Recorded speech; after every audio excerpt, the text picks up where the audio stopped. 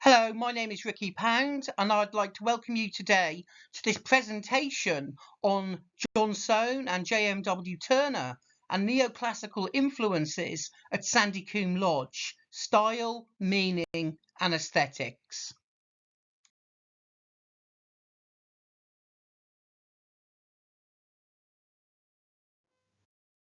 In this presentation, I will be investigating 12 principal architectural features at Turner's house or Sandycombe Lodge that could be ascribed to the influence of John Soane. John Soane and JMW Turner were good friends and had much in common. Turner knew Soane from at least his time in the Royal Academy, where they were both subsequently professors of different disciplines. Soane was the Professor of Architecture from 1806 and Turner was the Professor of Perspective from 1807. Turner was also a frequent guest at Sir John Soane's house at number 13, Lincoln's Inn Fields at Holborn, and his abode at Pittshanger Manor in Ealing, which Soane owned from 1800 until 1810.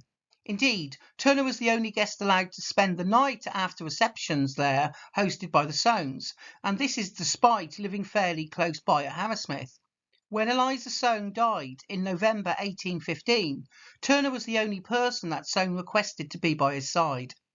Soane and Turner also shared a great passion for fishing and were often found together on the rivers Thames and Brent, all beside the ponds at Pittshanger Manor. It is known that Soane was a keen eel fisherman, whilst Turner liked to fly and float fish. Another passion that bound Soane and Turner together was that of architecture.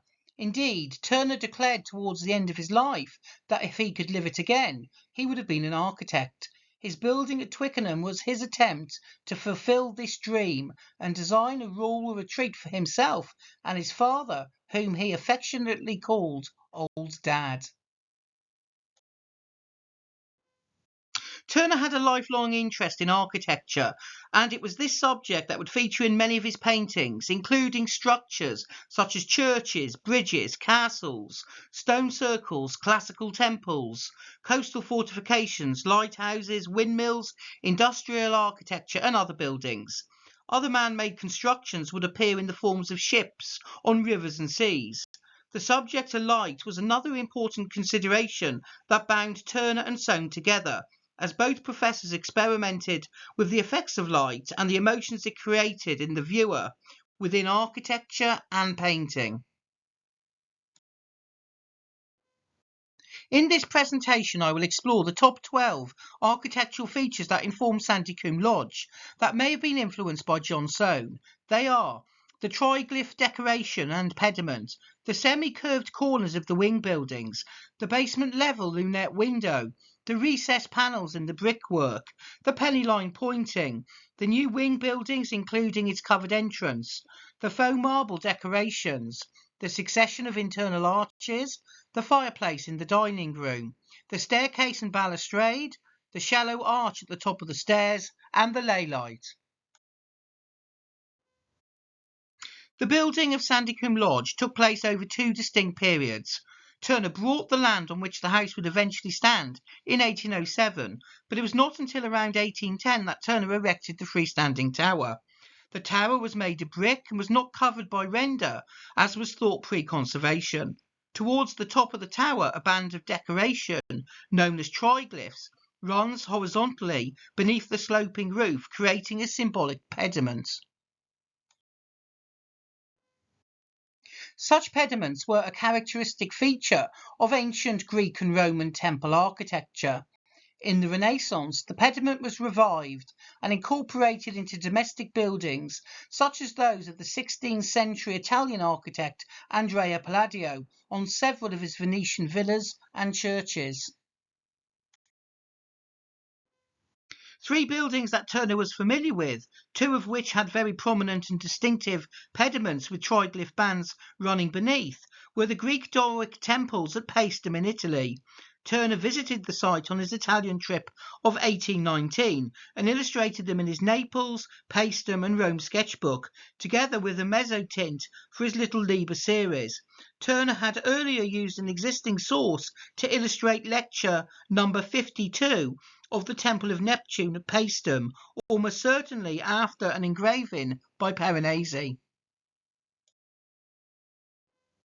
Giovanni Battista Piranesi was an influential artist and engraver who had extensively illustrated the temple complex after his visit to them in 1777.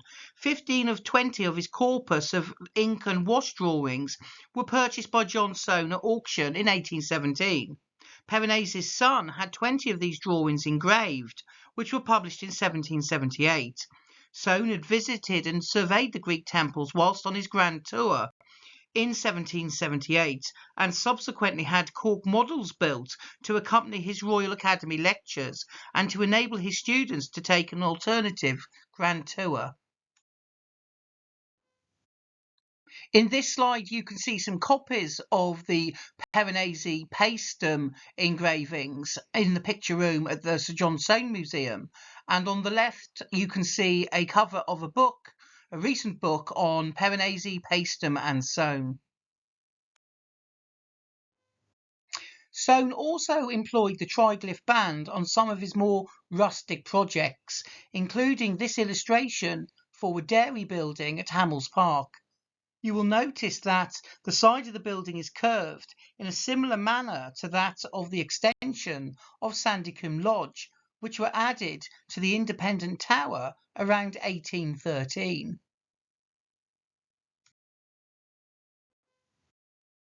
In general, John Soane tended to use the triglyph motif on some of his more rustic projects, including his Doric barn at Malvern Hall Estate, Warwickshire, now 936 Warwick Road, Solihull, and at Letton Hall in Norfolk.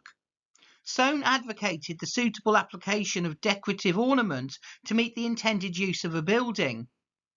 In the second of his Royal Academy lectures, Soane stated that we must be careful to distinguish these parts which are essential and have an immediate analogy with the primitive objects of imitation, for those which are introduced by necessity, by fancy, or by caprice. Soane also used triglyph decorations in his longest running project, that of the Bank of England. That JMW Turner was familiar with the architecture of the Bank of England is not in question, as it was here that he deposited his money and invested in stocks and shares. It is also worth adding here that Turner may have been inclined to include apsidal corners at his Twickenham home at Sandycombe, as Soane had previously used similar corners on the curtain walls at the Bank of England, as seen here in the Tivoli corner. When designing his new villa in Twickenham, Turner experimented with different types and forms for his villa, and these he recorded in several of his sketchbooks. An integral part of the design was to view the garden from an elevated vantage point on higher ground, but additionally to view the River Thames and the properties on Richmond Hill in the distance. These included Wick House, which had been designed by architect William Chambers for Sir Joshua Reynolds, the first president of the Royal Academy. Turner designed a number of versions of the villa perched on stilts which extended out over the brow of the hill. Another of his designs showed a classical villa with a Diocletian window positioned within the pediment, providing light to illuminate the interior. This villa type with a classical facade was in the tradition of villas built in the Veneto by the 16th century Italian architect Andrea Palladio. The Diocletian window was a feature of Roman architecture and was used in the 18th century in England by British Neo-Palladians, including William Kent, Henry Flitcroft, Colin Campbell, and the later work of the Scottish architect James Gibbs. Locally, Diocletian windows were used by Lord Burlington at Chiswick House in the Rotunda to bring natural light to its interior. Turner included a thermal window also in his lecture diagram number 26 of the interior of the Great Room at Somerset House in London. Turner had viewed and drawn the thermal type windows which were positioned towards the end of Richmond Bridge, built between 1774 and 1777 by architects James Paine and Kenton Cowes. Paine was a Neo-Palladian architect, his work highly influenced by the architecture of Richard Boyle and William Kent. John Soane also used a series of thermal windows to light the basement of the waiting room court loggia at the Bank of England, and the idea of lighting a basement room with this type of window must have appealed to Turner. In the final design, Turner decided instead to employ a simplified semicircular window at basement level, without the two dividing vertical supports, which are characteristic of a Diocletian window. And here is a view of the basement kitchen looking through the lunette window. JMW Turner may have been persuaded to use a simpler form of lunette window at his home at Twickenham by Soane's own employment of a similar form of half-moon window at the Bank of England, where they are arranged in the rotunda above recessed arches. On the exterior of Sandycombe Lodge, Turner incorporated recessed panels into the brickwork to give more variety and depth to the architecture, to create shadows and to provide contrast within the brickwork. The use of recessed panelling as a decorative rather than a functional feature can be seen in a number of buildings by Soane, most notably at Pitshanger Manor and the Dulwich Picture Gallery, with its stripped-back neoclassicism bringing a melancholic feel to the architecture. The recent conservation of Turner's house included the removal of rendering from the exterior of the building. This exposed the original brickwork, leading to the revelation that the wet cement had undergone a process known as penny line pointing.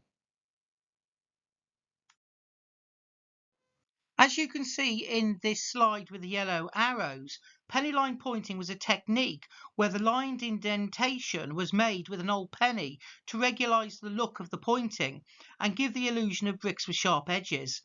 The presence of penny line pointing meant that the house was never intended by Turner to be rendered, as there would be little point in carrying out this time-consuming action only to cover it up with render.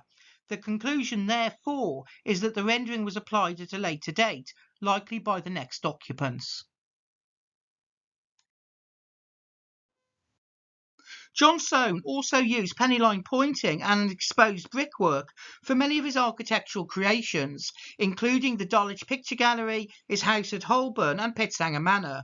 The use of rough brick aesthetically created a rustic feel to the properties, which fitted in with the architectural ideas prevalent at this particular time, and in particular theories concerning the primitive art and primitivism.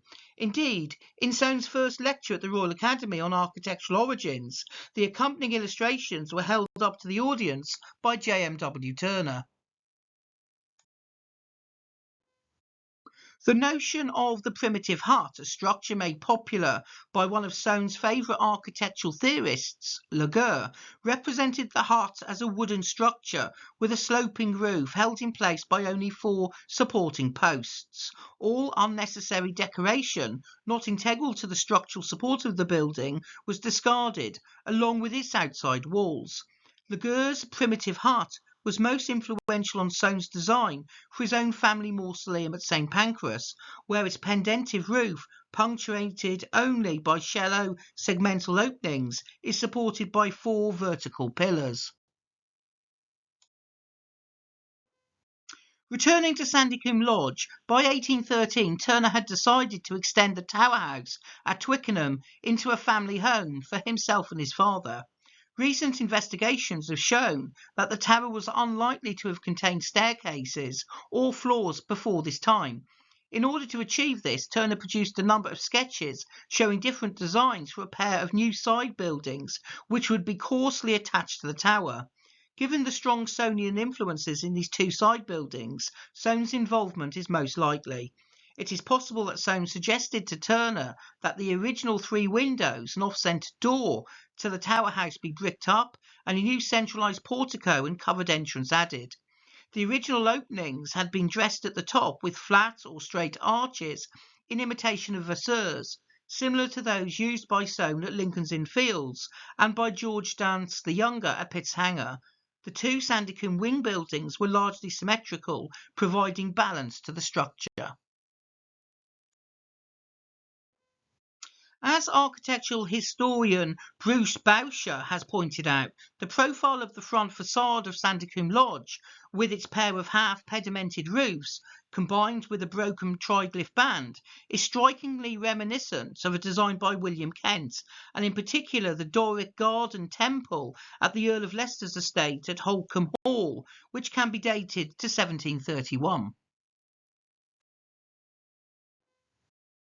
The source for William Kent's design is undoubtedly a pared-down version of Andrea Palladio's churches.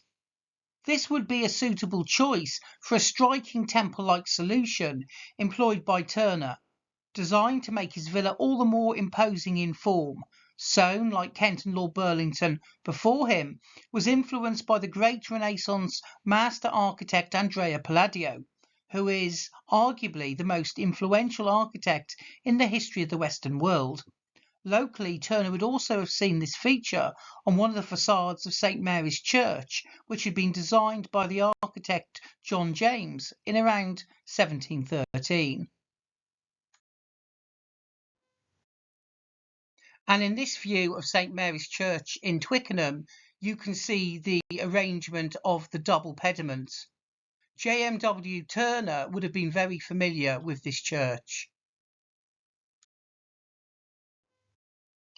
The stripped-down primitive style of Sandycombe Lodge was complemented by the minimal use of two rows of egg and dark castings positioned immediately above the doorway, derived from Turner's sketches of Sir Christopher Wren's monument in the City of London. Turner recorded these details in his Windmill and Lock sketchbook. During the restoration project, Butler Hegarty Architects revealed the presence of faux marble on the walls in the hall at Turner's house.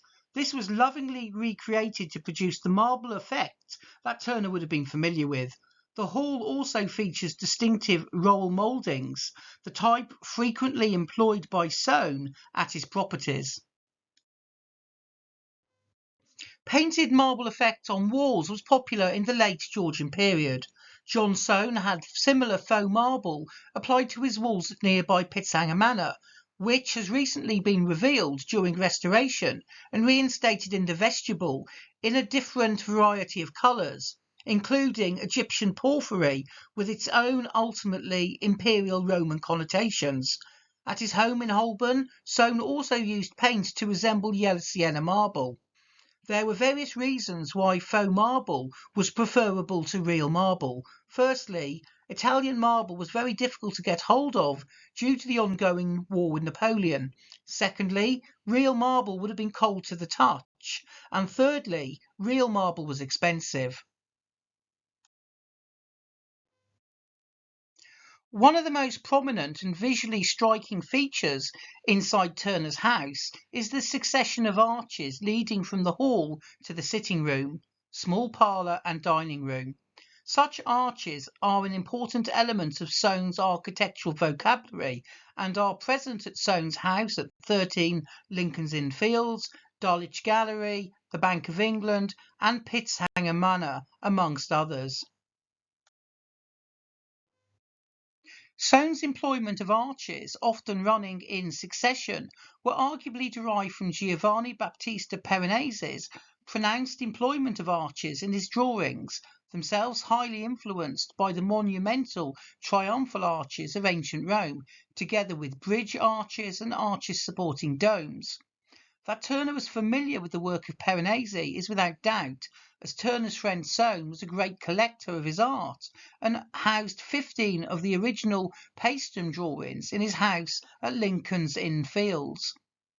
Soane had previously met Piranesi in 1778 when he was on his grand tour shortly before the Italian's death, where he was presented with 4 engravings, including the Arch of Constantine and the Arch of Septimus Severus. It is also highly likely that John Soane was also influenced in his use of arched doorways and domed ceilings by the Villa Negroni, which was excavated in Rome in 1777, 1 year before Soane arrived on his grand tour. The uncovering of the frescoes with their bright, vibrant colours and hues was a subject of great interest to archaeologists, antiquarians, architects and artists, and they had a pronounced influence on the young Soane, informing his architectural style in a significant manner. Soane's architectural style at Pitzhanger Manor bears the strong influences of these Villa Negroni frescoes. Early in his career, Turner copied several of Piranesi's imaginary Carcea Oscura scenes with an emphasis on exploring the effects of light and shadow. In addition, Piranesi's dark taste for the sublime would have appealed to Turner's aesthetic sensibilities. In particular, Turner's representations of the epic scale and truly terrifying aspects of nature, compared with the transitory and often fragile and precarious existence of man. At Sandycombe Lodge, the relationship of 8 arches arranged in 2 sets and divided by a narrow groove is highly derivative of Piranesi's prison arches, and in particular how its pairs of consecutive arches face each other.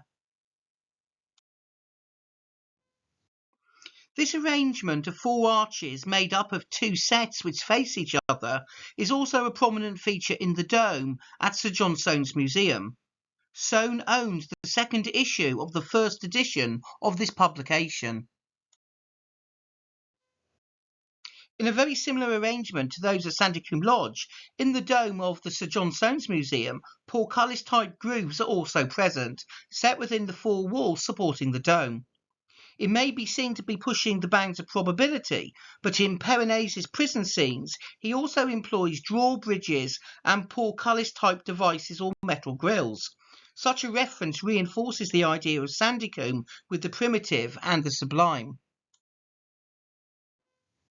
And in this plate you can see some details from Piranesi's prison scenes, including drawbridges and portcullis-type barriers in semicircular openings, together with a portcullis slit from a medieval fortification. Ideas concerning different effects created by light and darkness would also have played into Soane's later involvement in Freemasonry, where concepts of duality were of great importance, often depicted by the Masonic checkered board, showing the interdependence of opposites. Soane was initiated into the craft in a special ceremony which took place on the 25th of November 1813. In an unusual break of protocol, Soane was initiated into all 3 degrees of craft masonry on a single evening. It is worth pointing out here that 1813 was a pivotal date in English Freemasonry, as it saw the joining together of the so-called ancient and modern Grand Lodges into the United Grand Lodge of all England. It is obvious that getting such a high status and prolific architect as Soane to join their fraternity was an endorsement of this union. Soane was immediately installed as Grand Superintendent of Works, a post he held until his death. He was also commissioned to design a new Freemasons' Hall in Great Queen Street, and by 1828 designs were complete. Soane would also have been aware that the archaeologist Giovanni Belzoni, who had attempted to sell the Egyptian sarcophagus of Seti I to the British Museum, was also a high-ranking Freemason, involved in the higher degrees of Templar Masonry. It is often forgotten today, but in the 17th and 18th centuries, Freemasonry was closely aligned with architecture. Indeed, much of its symbolism, with its allegorical language, came from building tools and its most important edifice, that of Solomon's Temple. JMW Turner was not a Freemason, but several elements of Freemasonry would have appealed to him, particularly beliefs on religion, architectural origins, and ideas circling around light and darkness. It is also possible that both Soane and Turner believed in aspects of deism. Deists believe that God created the world and the universe and then stepped back to let humans govern their own existence. Although God is no longer present, his ancient footsteps could be seen in nature and the sublime, through the epic scale of the mountains, the terrifying force of the sea, and in the furious breath of the wind. In this respect, divine revelation and scripture were irrelevant, as was the supernatural. Predestination was a myth, and free will was allowed to exist so that the individual could make their own decisions. The absence of Christian symbolism, such as the cross on funerary architecture designed by Soane, and the inclusion of the self-eating snake, the Ouroboros, a symbol of eternity, in its place, may well indicate deist beliefs. The belief in God, but not necessarily in Christ, was completely compatible with Freemasonry.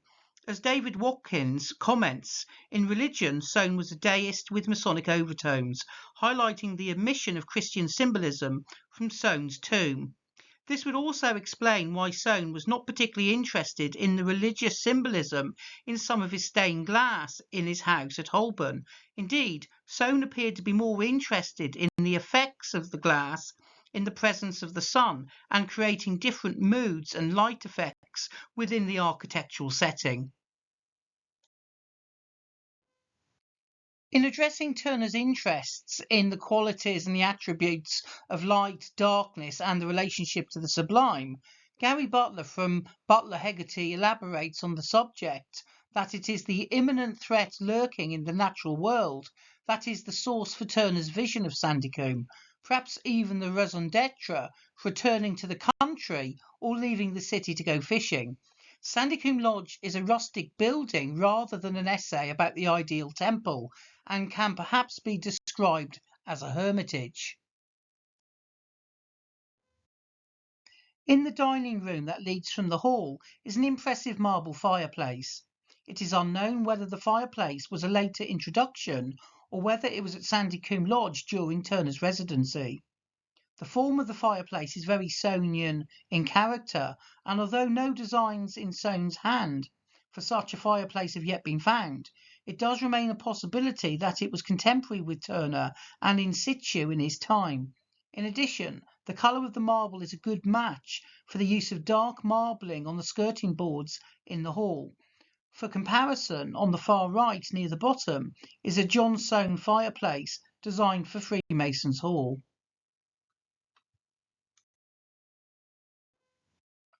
The original mushroom pink colour of the walls in this room were revealed through forensic examination by Helen Hughes and returned to its original colour during restoration. Although a popular 19th century colour, it is known that Soane had also employed the same palette at his residences.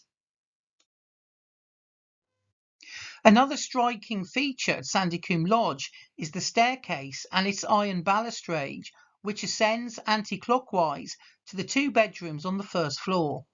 Halfway up on the right is a niche, which in Turner's time could have contained a plaster cast figure of the sun god Apollo, a Wedgwood urn, or it may have remained unoccupied.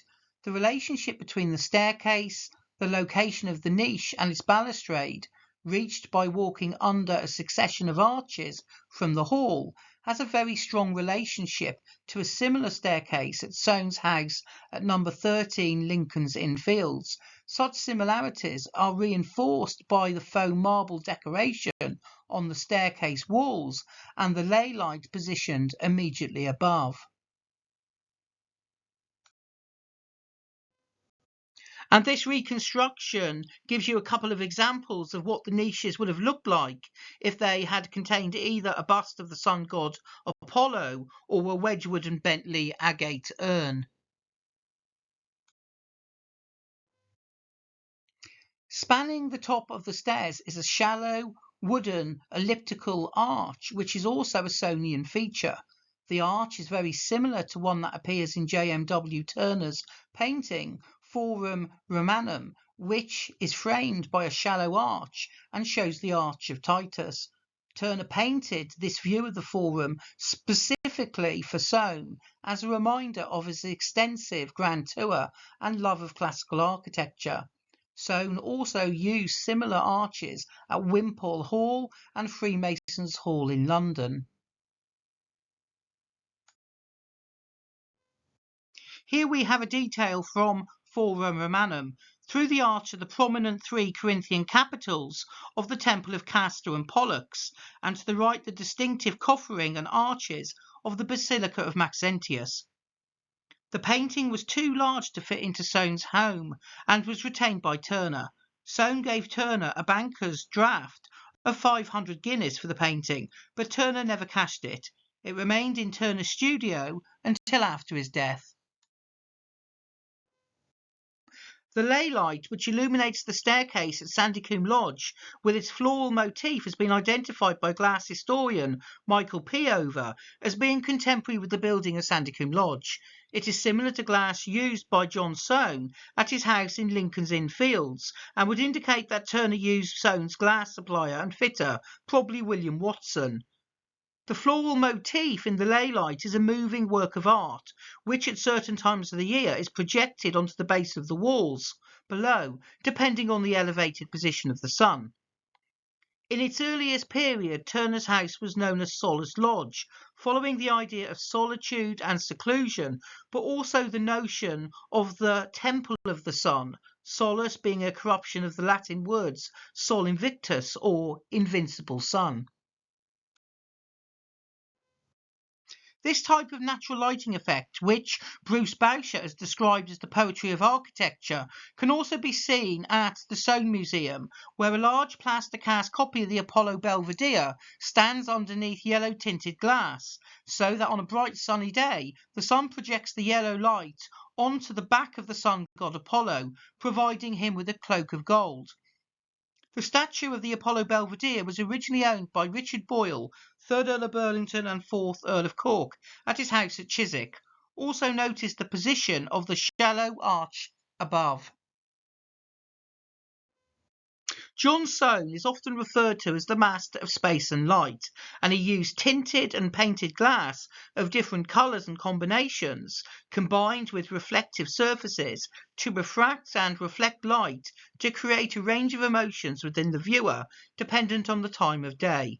This had great similarities to the paintings of Turner, and in particular to those of his later years, where his excessive use of yellow, lack of detail and abstract nature of his works were meant to inspire emotions within the viewer that went beyond form and substance. As architect Gary Butler explains, in full control of the interior, the architect can manipulate light, form, material, and sequential movement to invoke the poetic imagination, and it is here that architecture is most similar to painting. Soane's built work is often described as an architectural analogy to Turner's poetic blend of light and matter. Although no designs exist for Turner's house in Soane's hand, his influence at the house is undeniable and particularly strong. Although JMW Turner designed the house, he almost certainly turned to his friend for assistance and advice. That no design in Soane's hand has yet surfaced is not surprising, as both men saw each other regularly, and such designs could have been discussed privately at a number of locations, including Soane's own house, the Royal Academy, or on fishing trips. Sandycombe Lodge is Turner's largest work of art, and serves as a monument to Turner's desire to test himself as an architect, and to Sir John Soane's standing as London's leading architect, but ultimately as a testament to the friendship of two of the most brilliant minds of their day.